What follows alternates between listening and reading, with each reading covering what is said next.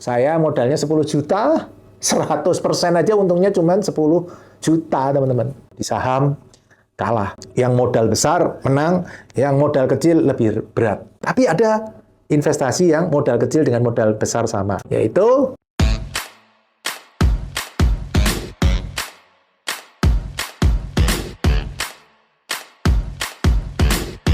halo teman-teman, kita ketemu lagi di channel YouTube Pipo. Hari ini kita belajar ilmu tanpa modal lagi, ya kan? Itu kan yang paling menarik.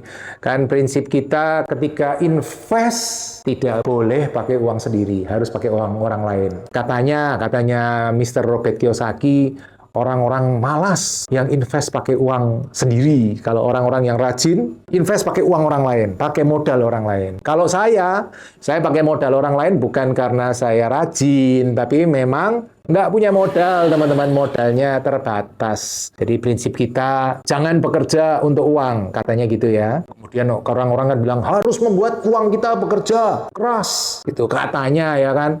Uangnya harus muter, karena kalau kita kerja untuk uang, seumur hidup kita harus kerja terus. Nah, kapan kita punya waktu untuk orang-orang yang kita cintai? Terus orang-orang berpendapat, sebaiknya kita harus membuat uang kita bekerja untuk kita. Wah, kalau saya sekarang prinsipnya ubah lagi. Jadi, kita harus membuat uang orang lain bekerja untuk kita. Caranya gimana? Contoh ya, beli properti, pakai modal orang lain. Misal pakai kredit. Terus, propertinya suruh kerja keras, bayar angsuran. Nah, dengan cara ini, propertinya dibayarin oleh orang lain kan? Uang orang lain bekerja untuk kita. Ya. Nah, hari ini teman-teman kita mau bahas saya sering ketemu orang-orang, saya tanyain, kok nggak invest gimana? Mau sampai tua, mau kerja keras terus, nggak pengen membuat uang bekerja untuk kita. Nah, rata-rata mereka ngomong, oh, saya nggak punya modal, Pak. Wah, banyak ya teman-teman yang ngomong, iya Pak, saya juga nggak punya modal. Kalau pendapat saya justru seperti tadi, kita harus bisa invest pakai modal orang lain. Karena ketika kita bisa invest pakai modal orang lain, return on equity-nya, tingkat pengembalian, oh itu jauh lebih tinggi. Contoh, properti. Kita bikin minimarket dah, yang kesenangan saya. Return-nya 18%. Jadi kalau kita invest 1,5 miliar, diharapkan setiap bulan bisa dapat 20 jutaan. Alias 1,5% per bulan atau 18% per tahun. Itu kan namanya ROI ya, Return on Investment. Itu bagus loh. Deposito cuma berapa? 45% ya kan? Masih dipotong bunga, PPh 20%, ya kan, tinggal paling 3-4%. Plus kemakan inflasi, duitnya habis. Sementara propertinya kan, kalau properti naik. Oke, balik lagi 18. Nah, bagaimana kita meningkatkan tingkat pengembalian? Yaitu dengan cara memakai modal orang lain. Kalau tadi 100% pakai modal kita, untungnya 18%. Tapi kalau misalnya modal kita cuma 10%, 90% modal orang lain. Misalnya modal orang lainnya bunganya 8% setahun. Kita dapat 18%, 8% untuk bayar bunga, 10% untuk kita. Padahal modal kita cuma 10 juga, 10%. 10% dibagi 10%, 100%. Return on equity-nya bukan 18%. Kalau modalnya pakai modal orang lain, bisa meningkat. Teman-teman bingung, urut banget sih Pak, banyak angkanya. Teman-teman diulang lagi videonya tadi, catat hitung-hitungan dengan saya. Kalau masih nggak paham, ngopi-ngopi aja kita.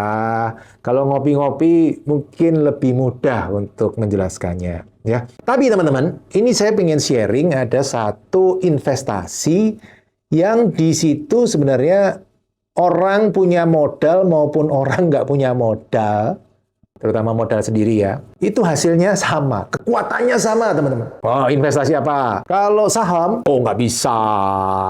Saya modalnya kecil, lawan Pak Lo Keng Hong, bisa diinjek habis-habisan.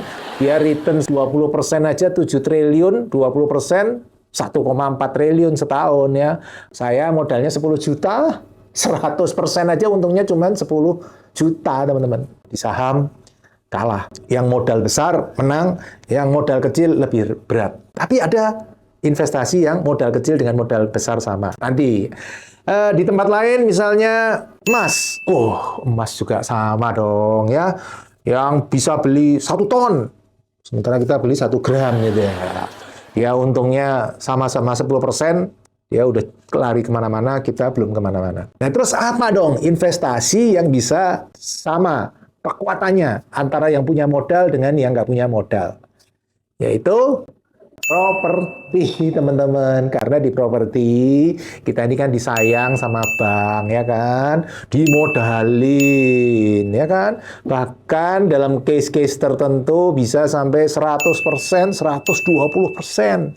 Dimodalin. Nah, jadi yang punya modal maupun yang tidak punya modal, itu kekuatannya imbang, teman-teman. Nah, enaknya di properti itu. Tentu, teman-teman, yang punya modal ya sedikit lebih kuat ya daripada yang tidak punya modal. Tapi dengan keahlian tertentu, yang tidak punya modal juga bisa mengejar ketinggalan itu. Misal ya, memang ada case-case tertentu yang punya modal bisa menang ya. Misalnya modalnya gede banget, ada apa-apa langsung cash, cepat sekali dia. Tapi bukan berarti yang nggak punya modal kalah loh, teman-teman. Kalau dia punya kemampuan ilmu pembiayaan yang tinggi, dia juga bisa ngikutin kekuatannya yang punya modal besar itu. Ya tentu dia lebih ribet, iyalah di dunia ini nggak ada yang gratis, Pak. Yang punya duit pasti lebih enak, tinggal bayar-bayar. Yang ini ya harus persiapan, harus gandeng perbankan, gandeng misalnya investor, dan lain-lain. Nah, contoh ya teman-teman, contoh kondisi di mana kekuatannya sama antara yang nggak punya modal dengan yang punya modal, itu properti pertama saya. Mudah-mudahan teman-teman belum bosen dengerin terus. Siapa tahu kadang ada yang kepikir, oh ternyata caranya Pak Pipo seperti itu. Tahun 2008, saya itu kan beli properti pertama saya waktu saya bangkrut. Gimana nggak bangkrut? Omset 60 juta, dibohongin orang 200 juta. 3 bulan omset habis-habisan itu. Saya waktu itu sudah mikir, aduh pulang Jogja nih. Sudah nggak bisa bertahan di Jakarta, akhirnya pulang Jogja. Tapi tetap coba terus, akhirnya ketemu jalannya. Nah, 2008 saya bangkrut ya, berarti nggak punya modal. Saya tadi bisa beli properti 900 juta.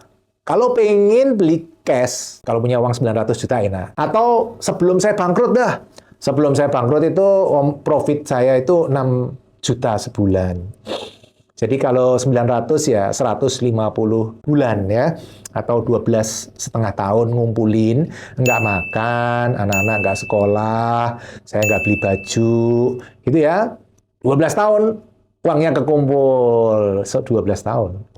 Tapi kan enggak, dengan cara yang tepat, kita bisa membeli saat itu juga. Jadi, nggak perlu nunggu 12 tahun, apalagi nunggu 12 tahun, nanti uangnya kekumpul, waduh, propertinya sudah naik lagi, ketinggalan lagi. Nggak beli-beli propertinya. Nah, yang saya lakukan waktu itu kan, saya kredit ke bank. Tentu dengan perjuangannya. Nah, kemudian propertinya, ternyata banknya mau biayain juga renovasinya.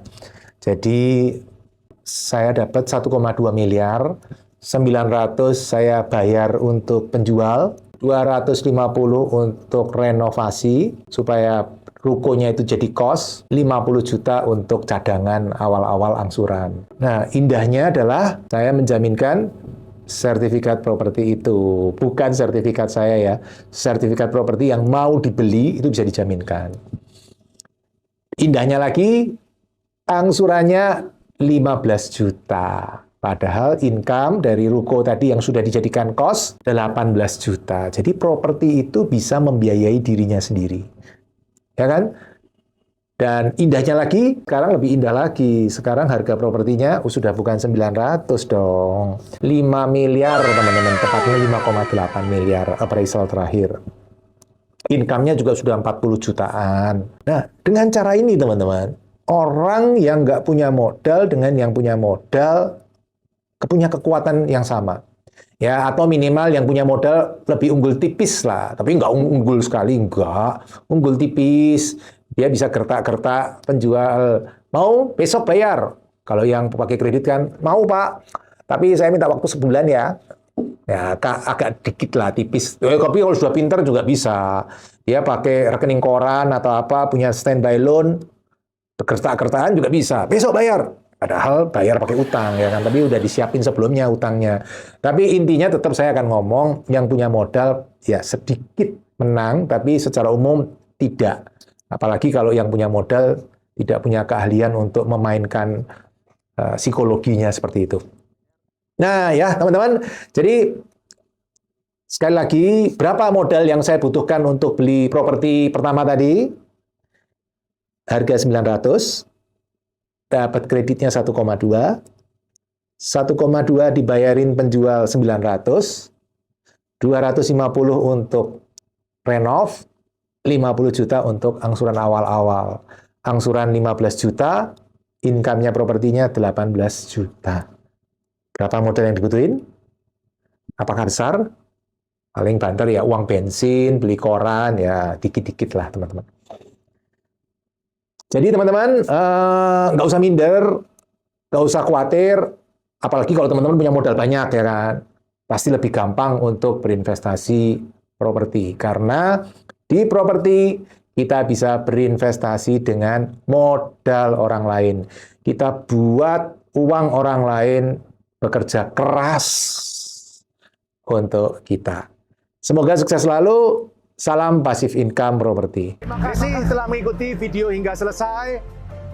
Untuk yang belum subscribe, ayo subscribe channel Pipo Hargianto dan klik lonceng notifikasi untuk mengikuti video-video selanjutnya.